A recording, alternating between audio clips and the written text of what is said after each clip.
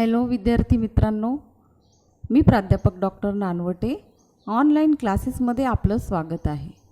स्वामी रामानंद तीर्थ मराठवाडा विद्यापीठाने जो BA second इयरसाठी जे पेपर अभ्यासण्यासाठी दिले आहेत त्यापैकी एक आहे Chhatrapati Shivaji and his times. तर आपल्याला हा पेपर अभ्यासायचा आहे. 1630 पासून ते 1707 पर्यंतचा कालखंड यामध्ये दिलेला आहे. तर यामध्ये जे पहिलं युनिट आहे ते आहे sources for the study of Maratha history. तर यामध्ये लिटररी म्हणजे वाङ्मयीन साधने अभ्यासायची आहेत. आपण आपल्या अभ्यासाच्या सोयीसाठी पार्ट 1 पार्ट 2 असे त्याची विभागणी केली आहे, कारण की हे पहिलं युनिट थोडंसं त्याचं मोठं आहे. तर बघूया आपण की ही साधने जी आहेत मराठ्यांच्या इतिहासावर प्रकाश टाकणारी किंवा छत्रपती शिवाजी महाराजांचं पूर्ण आपल्याला आढावा घेण्यासाठी. तर पहिलंच युनिट आहे आणि 2 याच्यामध्ये पुरातत्व साधनेसुद्धा अभ्यासायची आहे. सध्या आपण साहित्यिक किंवा वाङ्मयीन साधनेच पाहणार आहोत. तर ही साधने अभ्यासण्याच्या पूर्वी विद्यार्थ्यांना माहीत असायला पाहिजे की ही साधने जमा कशी झाली किंवा ही साधने कशी विखुरलेल्या अवस्थेत महाराष्ट्रभर होती. तर मराठे शाहीवर प्रकाश टाकणारी कितीतरी अस्सल कागदपत्रे अलीकडे उपलब्ध झाली आहेत. 19व्या शतकात महाराष्ट्रात इतिहास लिहिण्यासाठी कागदपत्रांचा वापर करताना शास्त्रशुद्ध दृष्टिकोन असला पाहिजे याची संशोधकांना प्रकर्षाने जाणीव झाली. पुराव्याशिवाय लेखन नाही ही संकल्पना उदयास आली आणि तिचा प्रभाव संशोधकांवर पडल्याचे दिसून येते. आणि अभ्यासकांनी किंवा संशोधकांनी इतिहासाची जी ही विपुल साधने विखुरलेली होती, सरदार, सरजामदार, वतनदार, किल्लेदार किंवा आणखीन जी काही मोठी घराणे होती त्या सर्व घराण्यामध्ये ही सर्व कागदपत्रे धुंडाळून काढली किंवा शोधून काढली आणि त्यामुळे एक महत्त्वाची साधने उपलब्ध झाल्यामुळे दर्जेदार ग्रंथ निर्मिती होऊ लागली. तर या कागदपत्रांचे संकलन ज्यांनी केलेले आहे ते काशीनाथ नारायण साने, वासुदेव वामनशास्त्री खरे, दत्तात्रय बळवंत पारसनीस, विश्वनाथ काशीनाथ राजवाडे, गणेश हरी खरे, गोविंद सखाराम सरदेसाई इत्यादी असे अनेक जे अभ्यासक किंवा संशोधक आहेत त्यांनीही महाराष्ट्राच्या कानाकोपऱ्यातून कागदपत्रांचं संकलन केले की त्यामुळे आपल्याला महत्त्वाचे डॉक्युमेंट्स उपलब्ध झाले आणि दर्जेदार ग्रंथ निर्मितीस गतिमानता निर्माण झाली. 19व्या शतकात मोठ्या प्रमाणावर आपल्याला निर्माण झालेले ग्रंथ अभ्यासण्यासाठी उपलब्ध आहेत. तर काय आहेत ही साधने की ज्यामुळे आपल्याला मराठ्यांच्या इतिहासावर मोठ्या प्रमाणावर प्रकाश टाकता येतो किंवा छत्रपती शिवाजी महाराजांसंबंधित आपल्याला माहिती उपलब्ध होते. यामध्ये 2 प्रकार आहेत, भारतीय भाषेतील साधने आणि दुसरं आहे परकीय भाषेतील साधने. तर भारतीय भाषेतील साधनांमध्ये संस्कृत, हिंदी, राजस्थानी, कानडी आणि मराठी बखर ही महत्त्वाची आहेत. तर संस्कृत साधनामध्ये जे आहे ते आहे उल्लेखनीय असं राधा माधव विलास चंपू. तर जयराम पिंडी उर्फ पंडित यांनी इसवी सन 1653-54 मध्ये या ग्रंथाची निर्मिती केली आहे. त्यांनी हे बेंगलोर येथे लिहिलं आहे. या ग्रंथात शहाजीराजे यांचे चरित्र व कामगिरीचे विश्लेषण करण्यात आले आहे. शहाजीराजे यांच्या दक्षिणेतील राजकारणावर या ग्रंथाद्वारे प्रकाश पडतो. म्हणजे शिवजन्मापूर्वीची जी प्रारंभिक स्थिती होती किंवा त्यांच्या जन्माच्या वेळेसची जी स्थिती होती, शहाजीराजेंचे जे तत्कालीन राजकीय हालचाली होत्या त्या सर्व आपल्याला अभ्यासण्यासाठी राधा माधव विलास चंपू हे डॉक्युमेंट्स महत्त्वाचे आहेत. यानंतर शिवभारत हे सुद्धा संस्कृत साधन आहे. या काव्यग्रंथाची रचना कवींद्र परमानंद यांनी केली असून या ग्रंथाचे 32 अध्याय आहेत. या ग्रंथात मालोजीराजे व शहाजीराजे यांच्या कारकिर्दीतील व शिवाजी महाराजांच्या दक्षिण कोकण विजयापर्यंतचा इतिहास चित्रित केला आहे. म्हणजे शिवजन्मापूर्वीची किंवा शिवजन्मवेळेसची जी परिस्थिती होती तीसुद्धा अभ्यासण्यासाठी आपल्याला हे शिवभारत तेवढंच महत्त्वाचं आहे. यानंतर अनुपुराण हे सुद्धा संस्कृत साधनामध्येच मोडतं. हा ग्रंथ कवींद्र परमानंदाने लिहिला असे मानले जाते. हा काव्यग्रंथ बडोदा ओरिएंटल इन्स्टिट्यूटने प्रसिद्ध केला. या ग्रंथात भोसले कुळाचा शहाजीराजे यांचेपासून ते संभाजी महाराजांचा पर्यंतचा पद्ममय इतिहास आहे. म्हणजे मोठ्या प्रमाणावर यामध्ये भोसले घराण्यावर फोकस केलेला आहे. तर हेही डॉक्युमेंट्स तेवढेच महत्त्वाचे आहेत. यानंतर परनाल पर्वत ग्रहणाख्यान. परनाल पर्वत अर्थात पन्हाळा गड किंवा पन्हाळा पर्वत होय.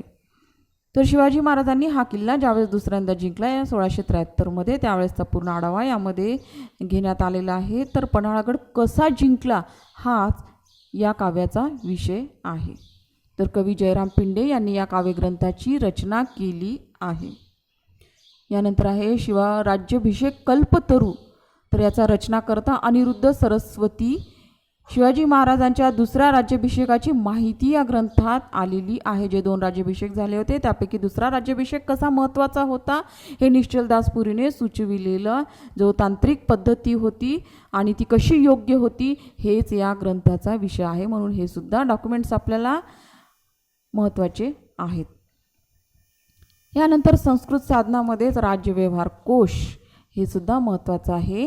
छत्रपती शिवाजी महाराज यांच्या आज्ञेनुसार या ग्रंथाची रचना रघुनाथ पंत हनुमंते यांच्या मार्गदर्शनाखाली धुंडीराज लक्ष्मण व्यास या पंडिताने केली. या ग्रंथात राज्य प्रशासनातील अनेक फारसी संज्ञा संकल्पनाऐवजी संस्कृत संज्ञा व संकल्पना सुचविण्यात आलेल्या आहेत.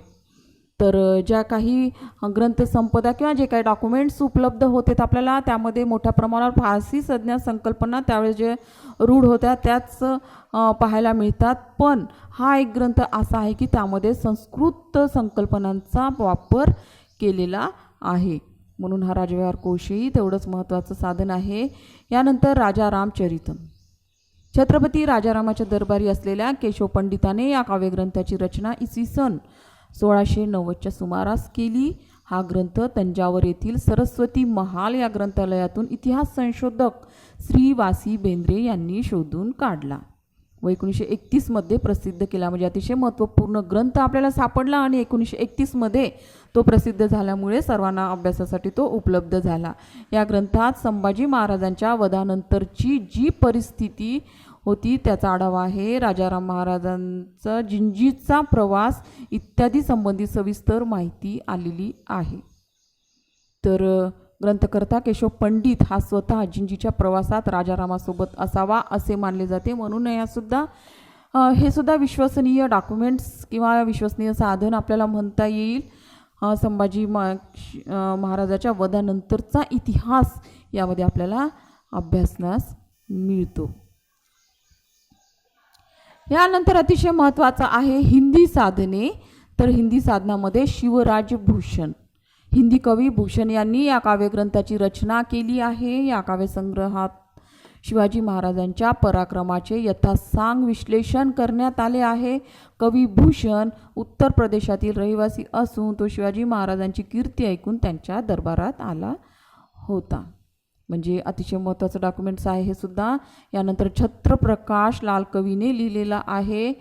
या काव्यग्रंथात मराठ्यांच्या इतिहासासंबंधी बरीच माहिती उपलब्ध होते.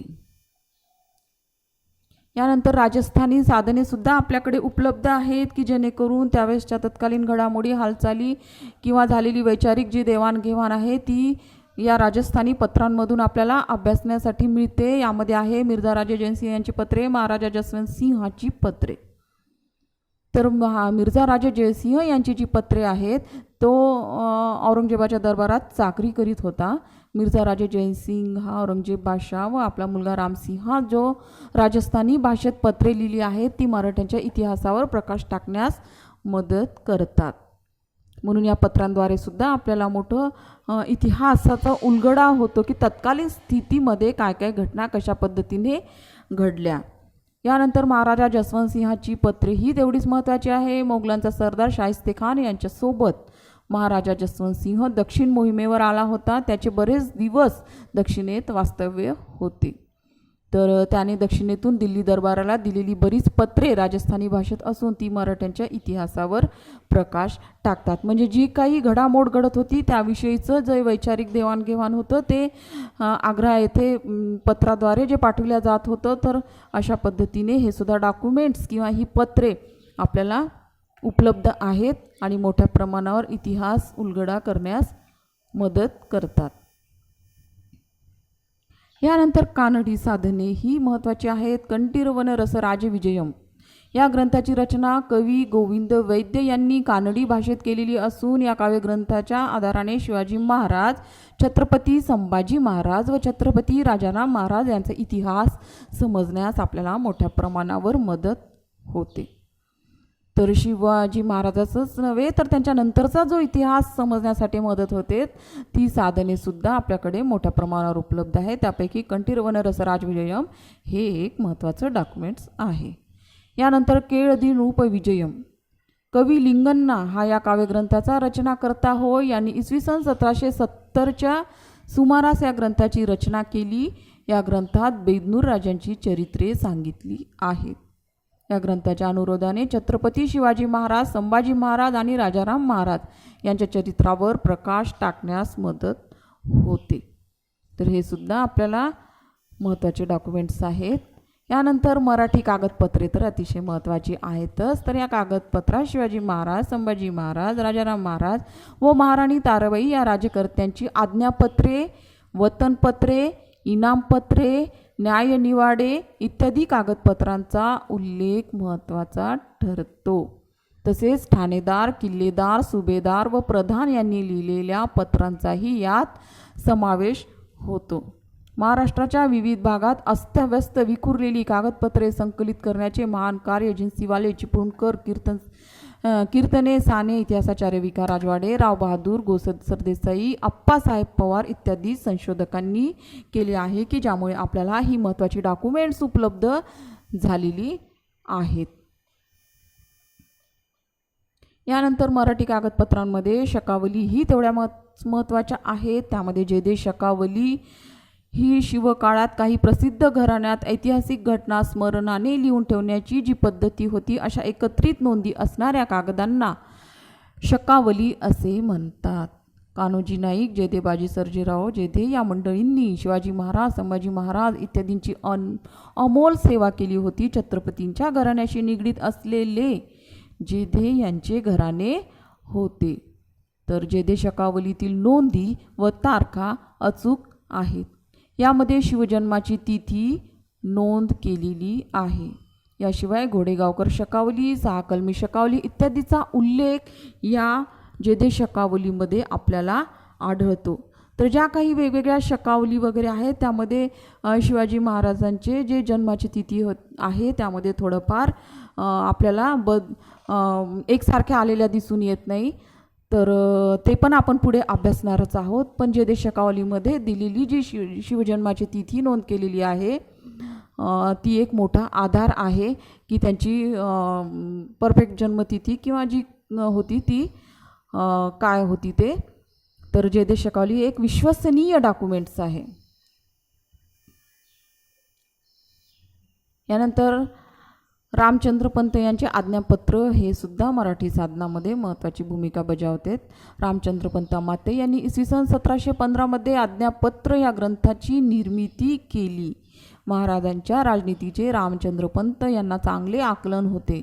महाराजांची राजनीती त्यांच्या वारसांना मार्गदर्शक ठरावी म्हणून रामचंद्र पंत अमात्यांनी या ग्रंथाची निर्मिती केली. म्हणजे पुढील पिढीस जो इतिहास आहे किंवा जे महत्त्वाच्या घडामोडी घडलेल्या आहेत ते समजण्यासाठी या ग्रंथाची निर्मिती केली होती.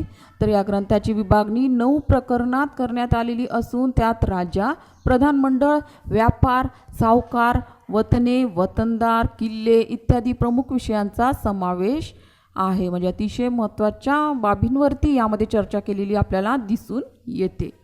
शिवाजी महाराजांच्या राजनीतीची गुरुकिल्ली आज्ञापत्रातील विचाराद्वारे पाहावयास मिळते. संपूर्ण राज्याचे सार ते दुर्ग अशा प्रकारची राजनैतिक तत्वे या ग्रंथात पाहावयास मिळतात. राज्यकारभाराच्या अनेक बारीक बाबींबद्दल यात विवेचन केलं आहे. म्हणजे राजनीतीपर हा ग्रंथ असून अतिशय महत्त्वाचं डॉक्युमेंट्स आपल्याला म्हणता येईल. रामचंद्र पंत यांचे आज्ञापत्र.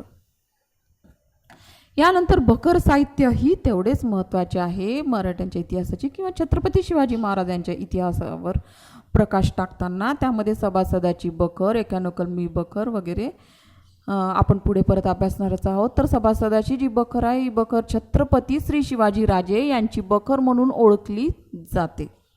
या बकरीचा करता कृष्णाजी आनंद सभासद हा असून त्याने शिवाजी महाराजांचा पराक्रम स्वतः पाहिला व ऐकलेला होता. राजाराम महाराजांच्या पदरी सभासद हा जिंजी येथे असताना त्याने त्यांच्या आज्ञेने ही बखर लिहिल्याचा उल्लेख आहे. या बकरीत शिवाजी महाराजांचे जन्मापासून ते मृत्यूपर्यंतचे प्रसंग आलेले आहेत. बकरीचा काळ इसवी सन 1697 असा आहे. यानंतर 91 कलमी बखर. यात 91 कलम असल्यामुळे तिचा उल्लेख 91 कलमी बखर या नावाने केला जातो. या बकरीत मालोजी राजे भोसले यांच्यापासून ते शिवाजी महाराजांच्या मृत्यूपर्यंतचा इतिहास कथन केला आहे. तर अशा पद्धतीने हे बखर वाङ्मयही तेवढंच महत्त्वाचं आहे. दलपतरायची बखर शिवाजी महाराजांच्या विरोधी गटात जे काही होते त्यांच्याही काही बकरी आपल्याकडे उपलब्ध आहे. तर त्यांचं काय मत होतं त्यावेळेस तत्कालीन परिस्थितीमध्ये हे आपल्याला यामधून अभ्यासायला मिळते. तर विरोधी गटात असणाऱ्या लेखकाने ही बखर लिहिली आहे. त्यामुळे शिवाजी महाराजांच्या विरोधात असणाऱ्या तत्कालीन मंडळीचे त्यांच्या कार्याविषयी नेमके काय मत होते हेच समजण्यास या बकरीचा उपयोग होतो. यानंतर शिवदिग्विजय ही बखर 1817 लिहिली गेली. हिचा ग्रंथकर्ता अज्ञात आहे. शिवाजी महाराजांच्या चरित्रातील अनेक घटना व पराक्रम याचे वर्णन या बखरीत आले आहे. तर अशा पद्धतीने आपला हा अभ्यास असाच कंटिन्यू सुरू राहणार आहे. आज आपण इथेच थांबूया, कारण की जी साधने आहेत ती मोठ्या प्रमाणावर आपल्याकडे उपलब्ध आहेत आणि ही सर्व साधने आपल्याला अभ्यासायची आहेत. तर साधनांचे जे महत्त्व आहे, एखाद्या डॉक्युमेंट्समध्ये एखादी माहिती महत्त्वाची मिळाली नाही किंवा त्याच्यामध्ये काही वैचारिक गुंतागुंत असेल तर बाकीचेही अनेक डॉक्युमेंट्स आपल्याकडे आहे की नेमकं तत्कालीन कालखंडामध्ये कशा पद्धतीने घडामोडी घडल्या आहेत हे सर्व तपासण्यासाठी आपल्याकडे ही साधने आहेत आणि ती अतिशय महत्त्वाची आहेत. तर आपण ही साधने अशीच अभ्यासणार आहोत. आज आपण इथेच थांबूया. धन्यवाद.